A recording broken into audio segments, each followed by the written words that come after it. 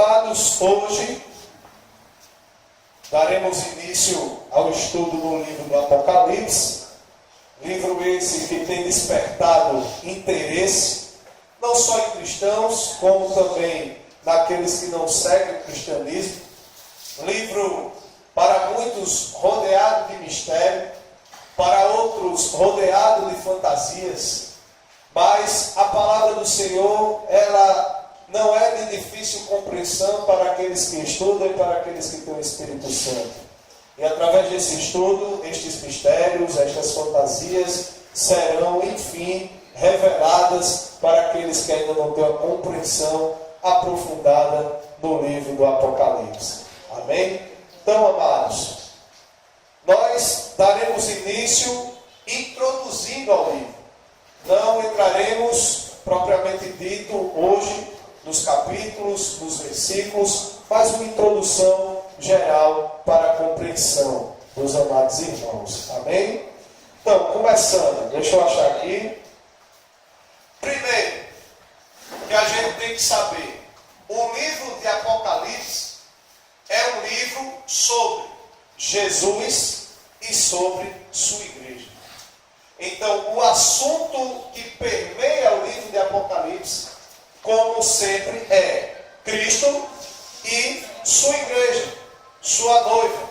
Amém? Segundo, ele é um livro de revelação. O que é revelação? É algo que Deus traz para uma pessoa. No caso, Deus revelou o que estava acontecendo e o que ia acontecer através de Cristo e com sua igreja para o apóstolo João. Não necessariamente revelações para o futuro, tem também, mas principalmente para a igreja de Cristo que viveu naquele período. Tá? O véu é retirado e nos é dado discernimento de determinadas coisas. Ou seja, o que é o véu? Enquanto essa cortina está aqui, você não sabe o que tem atrás dela. Quando eu abro ela, você vê uma janela. Então, Deus fez isto. Enquanto o véu estava colocado, ninguém sabia o que ia acontecer. Quando Deus revela, ele tira o véu. Então, através do apóstolo João, a igreja começa a compreender o que Cristo estava fazendo, porque Cristo estava permitindo perseguição, e aí o véu é retirado. Então, amados, essa revelação chamada Apocalipse é feita por meio de sinais. Não é? A gente vê muita linguagem simbólica no livro de Apocalipse, né? Mas também muitos sinais, por exemplo, candeeiros, selos, trombetas, taças. Nada mais disso nós estamos acostumados no nosso dia a dia, não é? Ninguém mais usa mais selo para nem mandar carta, é difícil, tem carta ainda manda, mas hoje em dia o cara com e-mail, com WhatsApp, com tudo, a tecnologia veio e tirou isso, não é? Então, usa também números. Por exemplo, o número 7 aparece 54 vezes no livro de Apocalipse. O que é isso, pastor? É numerologia? Não. Toque no seu irmão e diga, é simbolismo. É simbolismo. Vamos lá. É bom, irmãos, porque vocês vão aprender comigo o que é a marca da besta. Para não ficar tendo medo de chip, de não sei o que, pelo amor de Deus. Ó, lemos nos capítulos, abra aí, capítulo 1, versículo 12, versículo 13 e versículo 20. Apocalipse, capítulo 1, versículo 12. Quem leu, quem abriu, lê aí para mim. Ora. E voltei-me para ver quem falava comigo, e ao voltar-me, vi 7 candeeiros de ouro. Olha aí os símbolos. Leu 13. E no meio dos candeeiros um semelhante a filho do homem, vestido de uma roupa talar, e cingido à altura do peito com um cinto de ouro. Leu 20. Este é o mistério das 7 estrelas que você viu em minha mão direita, e dos 7 candelabros. As 7 estrelas são os anjos das 7 igrejas, e os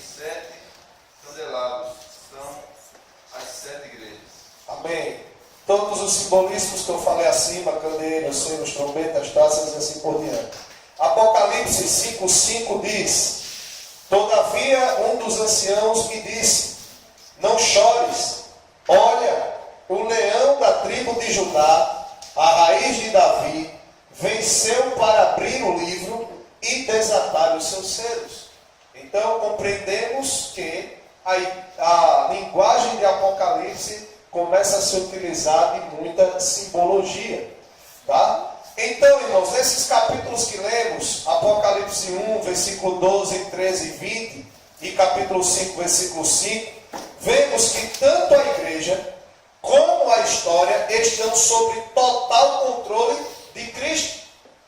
Veja, no 5 eu li que o filho de Davi, a raiz de Jessé, veio para desatar o livro. Então Deus já começa a dominar a história para que Cristo viesse. A história não caminha para o caos, nem está dando voltas cíclicas. O que é aquilo? A gente pensa, irmãos, que a história só caminha para a destruição, cíclica. É aquela coisa que sempre chega no mesmo ponto, né? Então guerra, vai de novo ter guerra, e assim por diante. Mas, irmãos, a história caminha para um fim glorioso da vitória de Cristo e da igreja. Então, essa história de destruição, de tudo mais, que a gente pensa, está caminhando para a destruição. Não, irmãos. No fim, só quem vai ser vitorioso é Cristo e a igreja. Isso é o fim glorioso da gente. Deus dominará tudo. Quarto, o propósito ao estudarmos o livro de Apocalipse não é para nos aproximarmos dele com curiosidade fria, como se estivéssemos com um mapa profético nas mãos, mas para investigar fatos históricos. Nas mãos, para investigar fatos históricos. Então, assim, às vezes eu me aproximo do livro de Apocalipse como um curioso. Aí eu começo a imaginar aquilo como um filme de Hollywood. Começo a pegar fatos históricos, que sem base, para tentar interpretar isto. Tá? Então, assim, para sabermos, aí é aquela ideia. Meu irmão, olha, sinceramente, eu como teólogo, eu fico para não viver quando, por exemplo, caiu as torres gêmeas. Eita, a profecia. Está lá em Apocalipse, a profecia. Aí agora o Estado Islâmico. Eita, está lá em Apocalipse, a profecia. Aí surgiu o celular, smartphone, está lá na profecia, Apocalipse, a marca da besta. Aí surgiu não sei o quê. Agora o último foi Pokémon, né? Eu tenho que falar, porque pelo amor de Deus, irmão. Falar é do demônio, pelo amor de Deus, irmão. Vamos vigiar, tudo é do demônio. Eu não quero saber lá do demônio. Então, agora o Facebook não é do demônio, né? Quando você abre lá e está aparecendo mulher pelada, está aparecendo coisa falando contra a família, aí o Facebook não é do demônio. Então, exclua sua conta do Face também, para de assistir TV também, porque novela, irmão, é só o que passa. É do demônio também, se for assim, né? Então, irmão, vamos vigiar. Então, assim, as pessoas caçam profecia. Toca no terror e diz, irmão, para de ser.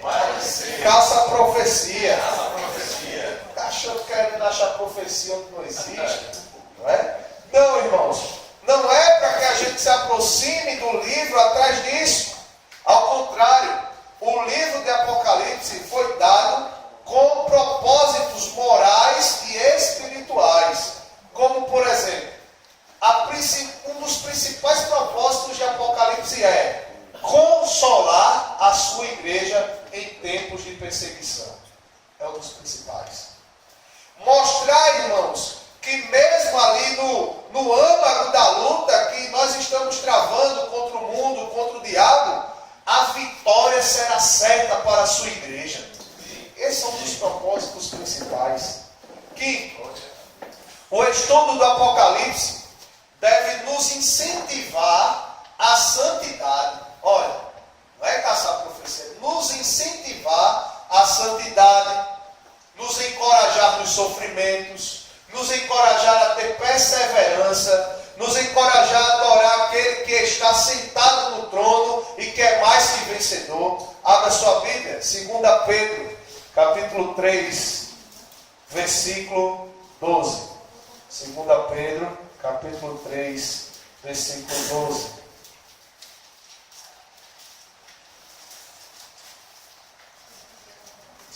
Pedro 3,12 diz: aguardando e desejando ardentemente a vinda do dia de Deus, em que os céus em fogo se dissolverão e os elementos ardendo se fundirão. Olha, ansioso, aguardando a vinda de Cristo. Aí tem crente, irmãos, que o cara, não, Jesus, volta hoje não, que eu tenho que me formar. Volta hoje não, Jesus, que eu tenho que me casar. Volta hoje não, Jesus, que eu tenho que fazer um bolo para o pastor. Aleluia. Jesus. Fazer uma massagem bicho. Fazer uma massagem. Aí, quer que Jesus volte, meu irmão, toque no sermão e diga assim: meu irmão, Maranata. Diga aí, quem sabe o que é Maranata? Ora vem, Senhor Jesus. Essa deve ser a nossa ansiedade todos os dias. Porque, irmão, se a gente viver com a certeza que Cristo pode voltar a qualquer momento, eu tenho certeza que você vai ser um crente. Pense no crente firme. Seja, aqueles que se aproximam de Apocalipse com uma obsessão escatológica,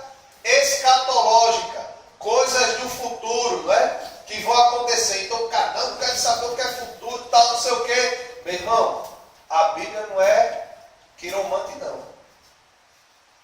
Eu quero saber o meu futuro, se eu vou casar, se eu vou ficar para titia, se eu vou não sei o quê, não é assim não. Então, perdem, quando a pessoa tenta se aproximar do livro assim, ela perde a mensagem que Apocalipse quer passar. O livro é prático e nos revela o seguinte: primeiro, isso aqui eu posso passar depois para vocês. A certeza de que Jesus tem total controle da igreja. Cristo tem o controle das nossas vidas. Segundo, que Jesus tem total controle da história. Terceiro, que a perseguição do mundo e do diabo não podem destruir a igreja.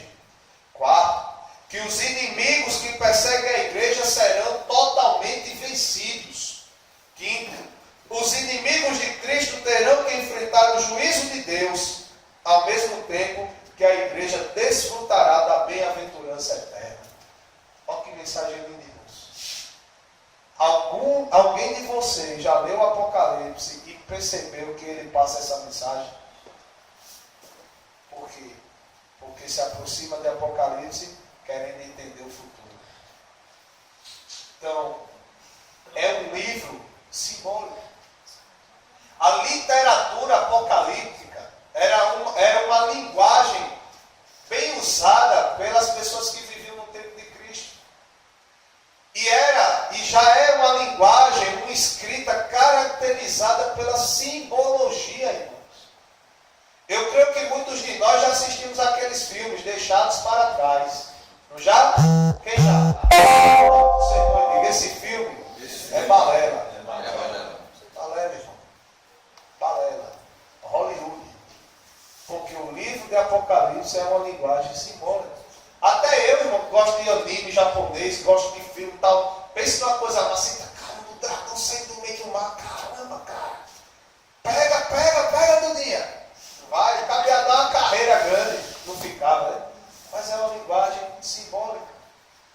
João, quando Deus deu as visões a ele, João teve que escrever de uma forma que ele entendesse. E outra, o livro de Apocalipse foi escrito para a igreja. Só quem compreendia eram os irmãos que viviam naquele tempo. Então todos os símbolos usados por João, quem era da igreja no primeiro século entendia, porque estava passando a perseguição. E os imperadores romanos não podiam compreender, não é à toa que eles iam pegar o livro e não entender nada. Mas se pegasse uma carta do Evangelho, uma carta de Paulo, eles iam queimar, iam tentar destruir, porque era isso que acontecia naquele tempo. Então é importante a gente compreender isso. Tá? Então passando. Pastor, qual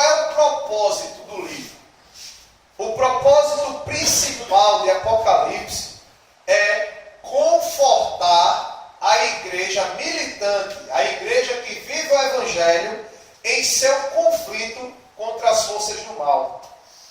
Ou seja, tanto o mundo quanto o diabo, contra a perseguição. Irmão, vocês vivem uma vida boa, eu vivo uma vida boa. Mas quer ver um cristianismo perseguido? Vá lá para a Coreia pregar Jesus. Coreia do Norte. Vá para alguns pontos da África pregar Jesus. Aí você vai, lê Apocalipse com gosto. Não é? Então, o livro está cheio de consolações para os crentes afligidos. A eles é dito o seguinte, Apocalipse 7, versículo 17. Apocalipse 7, versículo 17. Apocalipse 7, versículo 17. Diz: Pois o cordeiro que está no meio do trono os apacentará e os conduzirá às fontes das águas da vida, e Deus lhes enxugará dos olhos toda lágrima. Consolação. 21, versículo 4. Diz: Deus enxugará de seus olhos toda lágrima. Não haverá mais morte, nem pranto, nem clamor, nem dor, pois já as primeiras coisas são passadas. Se você vivesse perseguição, você não ia se consolar com uma mensagem dessa? Também tem como propósito, né? Apocalipse diz aos cristãos que suas orações produzem verdadeiras revoluções no mundo. Toca no teu irmão e diga: meu irmão, oração tem poder. Capítulo 8 de Apocalipse, versículo 3 a versículo 4, diz: Veio outro anjo e ficou em pé junto ao altar. Tendo um incensário de ouro, foi-lhe dado muito incenso para oferecê-lo com as orações de todos os santos sobre o altar de ouro que está diante do trono.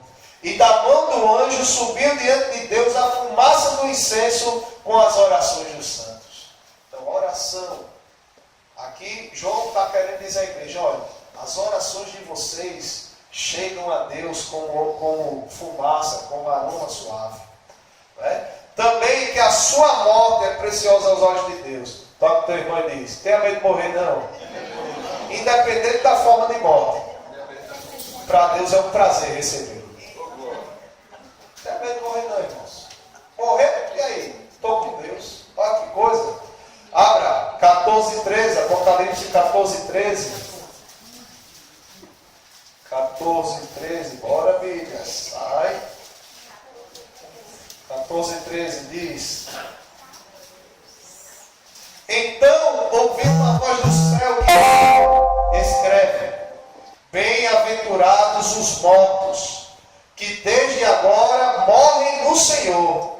Sim, diz o Espírito, descansarão dos seus trabalhos, pois as suas obras os acompanhará. Olha aí, que coisa maravilhosa. Também ensina, irmãos, que a nossa vitória está assegurada. 15:2, Apocalipse 15:2. E vi como que um mar de vidro misturado com fogo, e os que tinham vencido a besta e sua imagem, e o número do seu nome, estavam em pé junto ao mar de vidro, tinham as harpas de Deus. Olha aí. Seu sangue será vingado, aí, exclusivamente para os mártires, para aqueles que morrem pela fé, o sangue dos mártires será vingado. Versículo 6, capítulo 6, versículo 9, diz: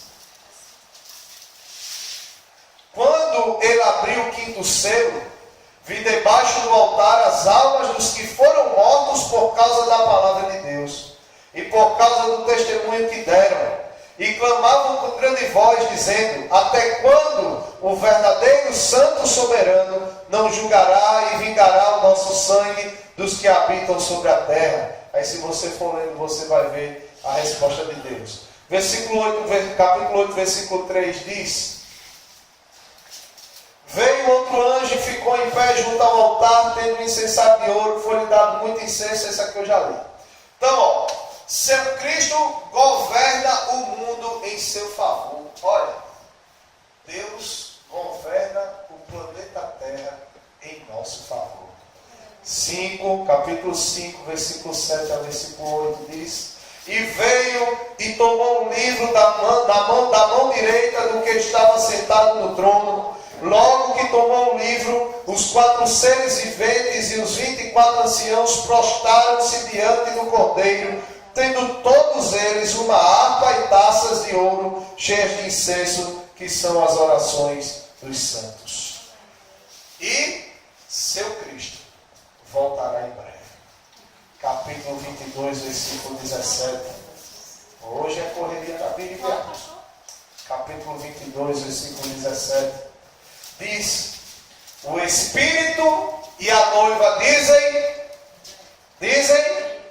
vem. Quem ouve, diga, vem. Quem vem, que tem sede, venha. E quem quiser, tome de graça a água da vida. Aleluia. Aí diz: pai, pastor, faz 2000 anos que Jesus ainda não voltou. Beleza. Mas para Deus não passa de segundos. Ele está na eternidade.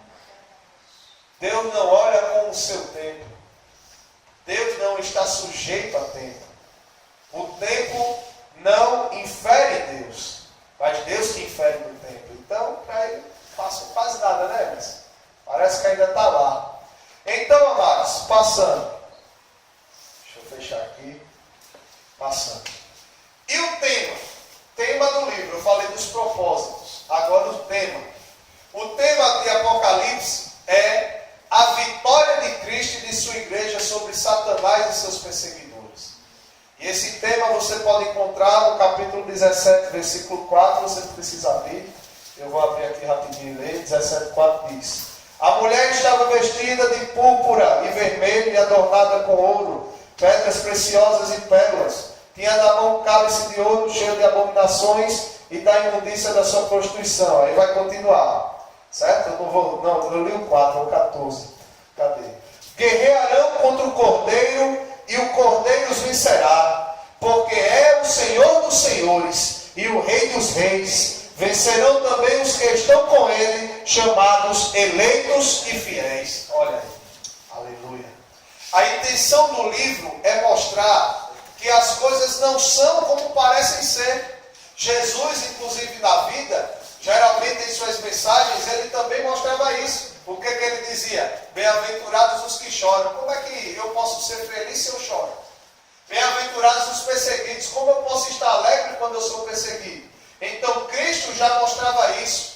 Para Deus, irmãos, às vezes aquilo que parece aos nossos olhos já deu errado, Deus já lá de cima está dizendo: deu nada, deu certo, eu já venci, eu já conquistei. Amém? Então essa é a mensagem de Apocalipse. Vamos lá. O diabo, o mundo, o anticristo, o falso profeta e todos os ímpios perecerão, mas a igreja triunfará. Cristo é sempre apresentado como vencedor e conquistador. Eu só vou ler aqui 2 versículos, tá? Capítulo 1, versículo 18. Capítulo 1, versículo 18. Diz: eu sou o que vivo, fui morto, mas estou vivo para todo sempre, e tenho as chaves da morte e do inferno. Capítulo 11, versículo 15, diz: o 7º anjo tocou sua trombeta, e houve do céu grandes vozes que diziam: os reinos do mundo vieram a ser de nosso Senhor e do seu Cristo, e ele reinará para todos sempre. Aleluia. Jesus triunfa sobre a morte e o inferno, triunfa sobre o dragão, triunfa sobre a besta, triunfa sobre o falso profeta, triunfa sobre os ímpios, triunfa sobre os reinos que se levantam contra ele. Ele é o Senhor dos senhores, irmãos. Aleluia. Ele triunfa. A igreja que tem sido perseguida ao longo dos séculos, que aqui é a igreja que sofreu e sofre perseguição e sofrerá perseguição, mesmo suportando o martírio. mesmo que venham a matar os cristãos que compõem a igreja, ela mesmo assim é mais que vencedora. Aleluia. Aleluia. Versículo 14 do capítulo 22, olha o que diz o texto.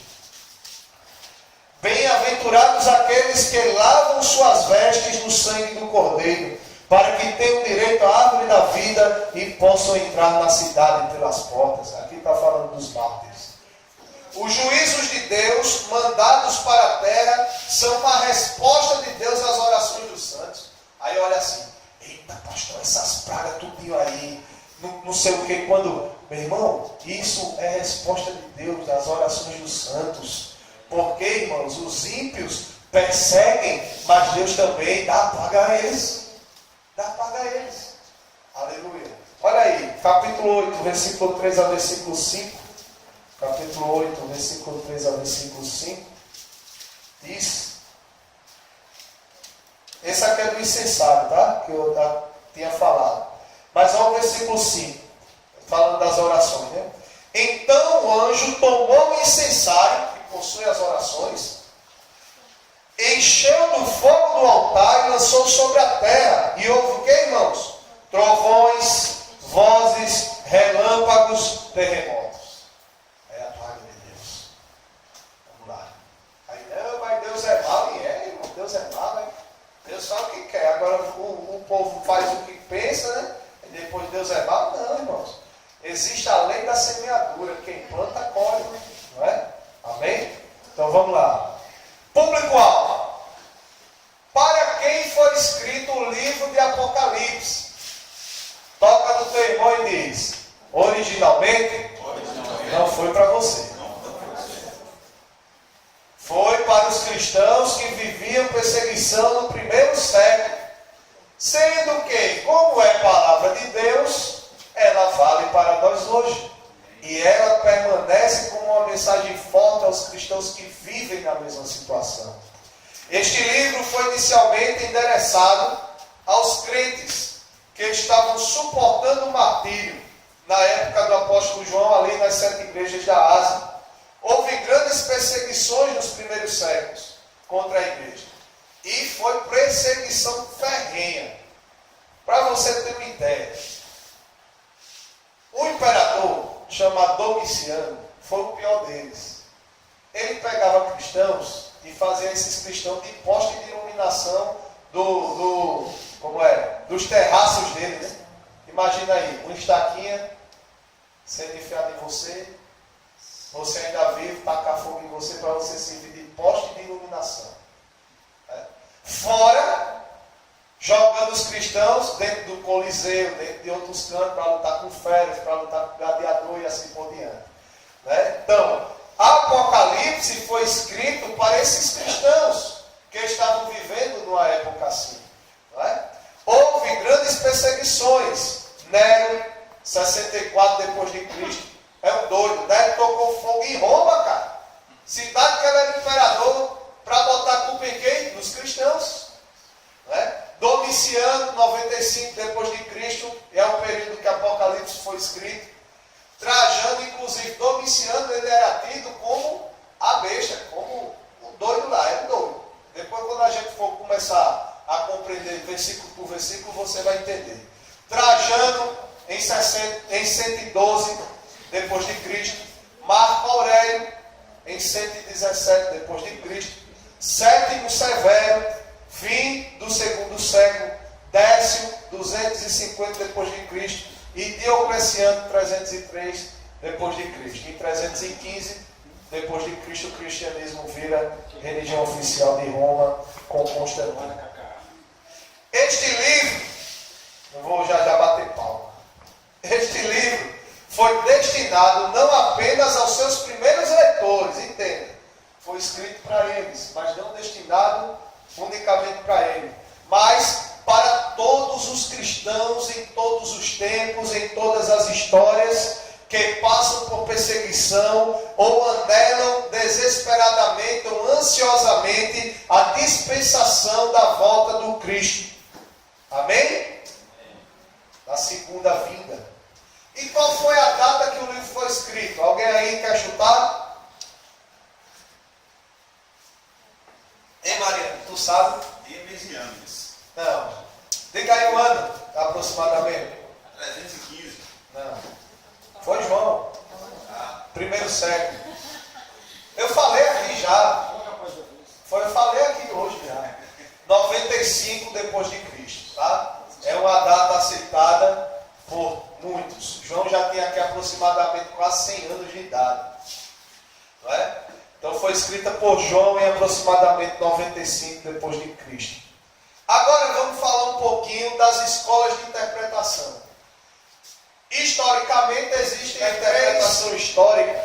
É uma profecia da história do reino de Deus, desde a vinda de Cristo até a sua segunda vinda. O livro é rico em símbolos, imagens e números. Ele está dividido em 7 seções paralelas progressivas, 7 candeeiros, 7 selos, 7 trombetas, 7 taças. É assim que o livro está dividido. Agostinho e os reformadores, Calvino, Lutero e assim vai, as confissões reformadas e a maioria dos grandes teólogos seguiram essa linha, a linha de interpretação histórica. Ou seja, Apocalipse teve validade para todos os cristãos em todos os tempos. Amém?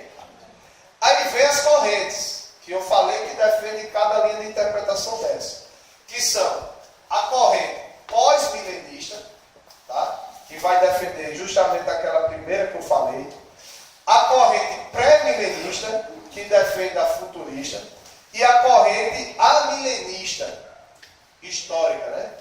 Ou espiritual, pode ser chamada, tá? Irmãos, se tiver dúvida, pergunte, tá? É uma introdução para você compreender e a gente entender o livro. A corrente pós-milenista crê que o mundo todo vai ser cristianizado e que teremos um grande e poderoso reavivamento e crescimento espantoso da igreja ao ponto de a terra encher-se do conhecimento do Senhor como as águas cobrem o mar. Abacuque 2,4.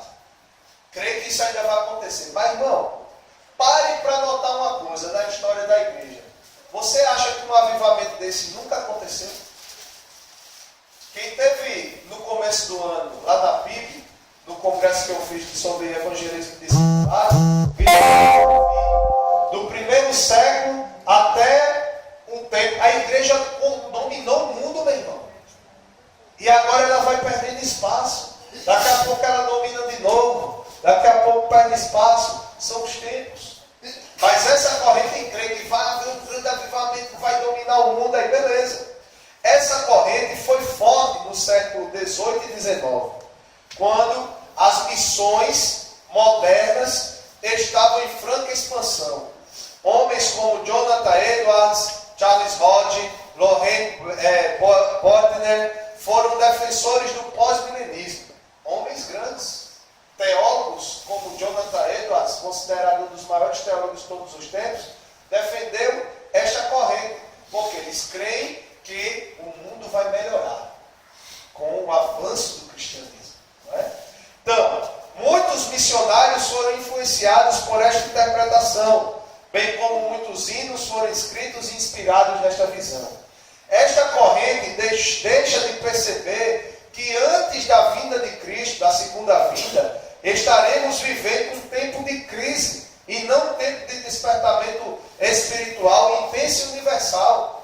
O que é que a Bíblia diz? Nos últimos dias se levantarão homens que não temerão ao Senhor, e assim vai estar lá em Timóteo, em outros textos. Jesus nos evangelhos também fala sobre os últimos dias, nação contra nação, pai contra filho, e assim vai. Não é? Então, como é que a humanidade pode ir melhorando e avançando? A segunda vinda de Cristo, ela virá quando o esfriamento for geral. Não é? Então, passando. A corrente pré-milenista, entenderam o pós-milenista? Crê que o mundo vai melhorar, vai ter um avanço, vai ter um grande avivamento e assim. Só que ela não percebe que a Bíblia é uma completude. A Bíblia mostra desde o princípio que os últimos dias serão precedidos de destruição, de guerras e assim por diante. Quer falar? Não A corrente pré-milenista. Vamos acordar, irmãos. Vamos acordar, irmãos. A corrente pré-milenista. Eu vou orar, Jesus. A quarta-feira aqui, os irmãos têm um sono de 8h30. Minha mulher não vou nem dizer, porque ela chega em casa e está com sono. Depois daqui a gente assiste o futebol, viu, Tom? Aí a gente vai até meia-noite. Então, a corrente pré-milenista. Mas eu entendo, irmãos. Pode ficar tranquilo. Eu peço para a bater palma ali, já já. Os pré-milenistas históricos ou moderados, presta atenção. Os pré-milenistas históricos ou moderados distinguem dos amilenistas em poucos aspectos. Os históricos e moderados. Reino e ressurreição, é onde se distingue.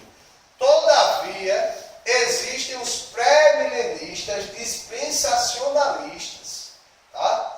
Que são extremados e têm vários ensinamentos estranhos às Sagradas Escrituras. Por exemplo, eles fazem distinção entre a igreja e Israel no tempo e na eternidade.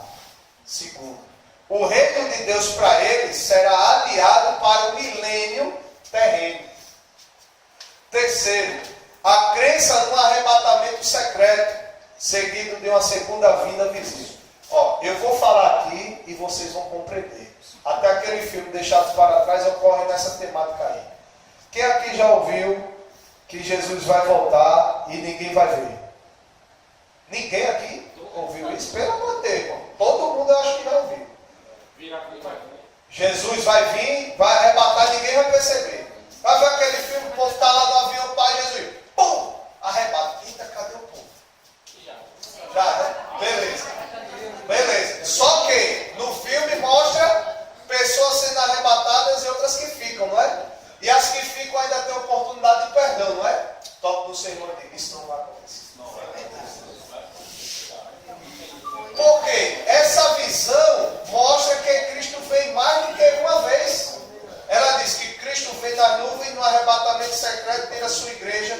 E a igreja que ficar na terra pecadora, depois Jesus vem para buscá-los. Aí Jesus instaura o reino milenar. Depois do reino milenar, eu estou falando, então presta atenção. Depois do reino milenar, o que ele faz? Solta Satanás. Satanás reina 1000 anos. Jesus está no céu, Satanás está no horror. Depois de 1000 anos, aí depois. Aí é moído. Tem vários milênios. Presta atenção, estou falando. Então, arrebatamento secreto para eles. Arrebata e ninguém sabe de nada. Fica uma igreja pecadora da terra que vai ter oportunidade de se arrepender. Aí Jesus vem fazer o quê? Instaura o milênio. Jesus reina 1000 anos com a igreja, não sei o quê. Depois solta Satanás. Satanás reina 1000 anos. Depois Jesus vem de novo. Aí vai, instaura o julgamento. Tem bagunça, cara. Quer ver que Jesus não vai voltar secretamente? Apocalipse capítulo 1. Olha o que diz.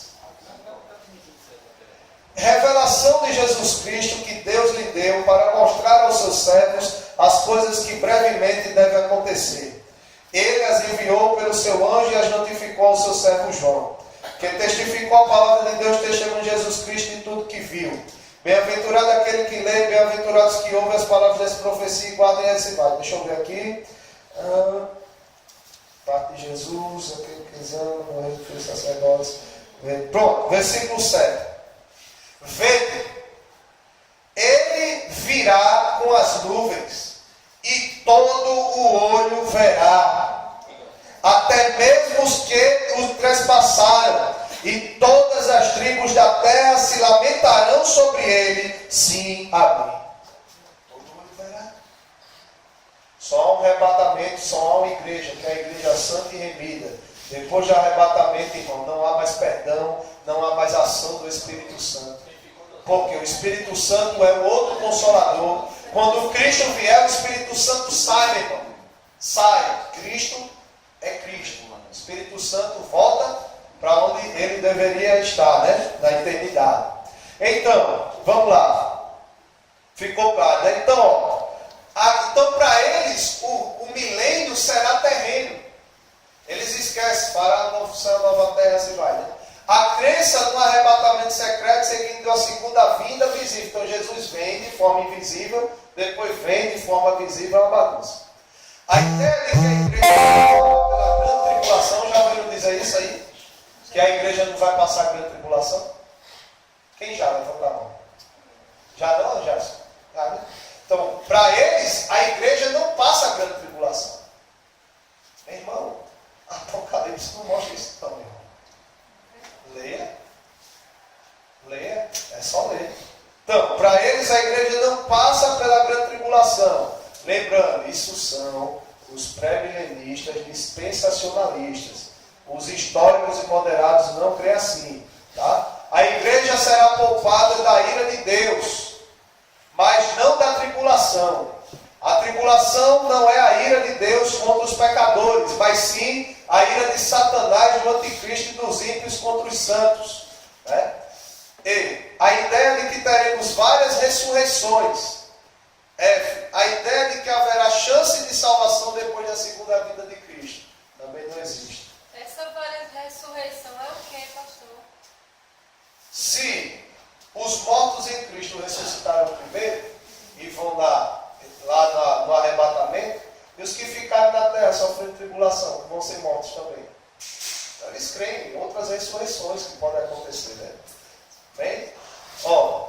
E a corrente milenista espiritual? O livro de Apocalipse deve ser visto não como uma mensagem que registra fatos em ordem cronológica, ou seja, ordem cronológica, vai acontecer de acordo com a cronologia. Não, você não pode ler Apocalipse pensando nisso, tá? Mas temos no livro 7 seções paralelas e progressivas. Como eu disse, 7 selos, 7 trombetas, 7 taças, assim vai. Progressividade. Cada seção descreve todo o período que compreende a primeira vinda de Cristo, com seu nascimento virginal, a sua segunda vinda, que será nas nuvens do céu. Tá? Então, esse período da primeira para a segunda vinda, tá? Essas seções estão descrevendo isto. A cena do fim vai ficando cada vez mais clara, e até chegar ao relato apoteótico da última sessão.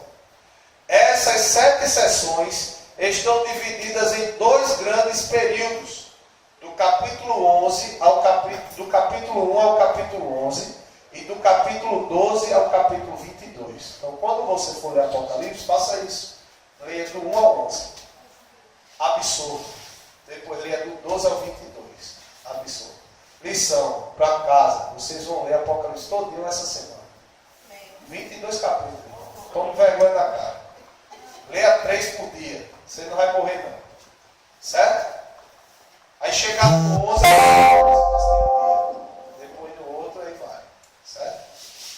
Vamos lá. Aí a primeira sessão, que vai do 1 ao 3. Isso aqui eu vou passar para vocês. Quando vocês estiverem lendo, vocês podem dar uma olhada nisso aqui. Os 7 candeeiros. Qual é a missão dessa sessão? É que Cristo tem o controle da igreja em suas mãos. Tá? Encontramos aqui em Jesus uma descrição do Cristo que morre, ressuscita e vai voltar. Em capítulo 1, versículo 5 a 7. A morte e a ressurreição de Cristo é o começo da era cristã. E o juízo final é o término dessa era. Então, quando é que o cristianismo ele é inserido? Quando Cristo nasce. Quando Cristo morre e ressuscita. E ele é findado quando Cristo volta. Tá? Então isso mostra isso. A segunda sessão, que vai do capítulo 4 ao 7, que fala dos 7 selos, qual é a mensagem dessa sessão? É que Cristo tem o controle da história em suas mãos. Primeira sessão, ele tem o controle de quem? De quem Jesus tem o controle na primeira sessão? Da sua igreja. Na segunda sessão, ele tem o controle de quem? Da história. Igreja, história. Certo? Então, contemplamos aqui sua morte. Mas essa sessão encerra com uma cena da segunda vinda de Cristo. Capítulo 6, versículo 6 a 12, 7, 9 a 17. Notemos a impressão produzida nos incrédulos pela segunda vinda. Agora, a felicidade dos salvos. Então, para o incrédulo, Jesus já vai voltar. Eu lá preparado. Venha Jesus. Venha Jesus. Jesus vem. Estou baixando, irmão. Tu está orando? Aleluia. Então, ele vem e eu ansioso pela vinda de Cristo. E quando Jesus vier, Glória a Deus. o ímpio, me lasquei. Jesus já se lascou mesmo. Apartai-vos de mim, malditos, pois eu não vos conheço. É assim mesmo.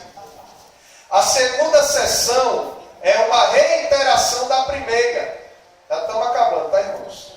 Sua revelação vai do princípio ao fim dos tempos ao juízo final. E nos é mostrada a diferença entre os santos e os perdidos. Amém? A terceira sessão, do versículo 8 ao 11, fala das 7 trombetas. Nesta visão, vemos a igreja vingada, protegida e vitoriosa. Havendo começado com o Senhor como nosso sumo sacerdote, no capítulo 8, avançamos até o juízo final, no capítulo 11. Uma vez mais, estamos tratando das mesmas coisas. O Senhor e a sua igreja, e o que lhe sucede no mundo, o juízo final, os remidos e os perdidos. As trombetas são avisos, ó. As trombetas, como é no quartel, esse som é. Sei lá, eu fui no quartel, vai ter lá, né? De manhã, os caras vão lá, o corneteiro, foi sargento. Aí o cara já sabe, tem que levantar. Então, tá dando um aviso, ó, acabou o soninho. A mulher ia ficar com muita raiva. Porque eu estava dizendo que era bom que tivesse para a mulher. A mulher ia ficar com raiva. Pra tudo é do dia. Porque ela está 10 Eu horas da manhã. vou pedir para Carlos tocar a trompeta lá. Ela me chama assim, conversando Duas na tampas cabeça. dentro. Bater, bora. Então, as trombetas são avisos antes do derramamento completo da ira de Deus sobre os ímpios. Então, tá aqui, ó. Trompeta. Os ímpios estão aqui, aí Deus, ó. Tome minha ira, bonitinho. Recebe, vai molhar a mão. Recebe aí, ó. Eita, olha. Que bênção, aleluia. Eu no céu, só dando glória.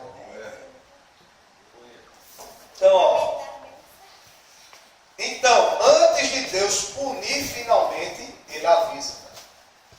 Quarta sessão, do 12 ao 14, a tríade do mal.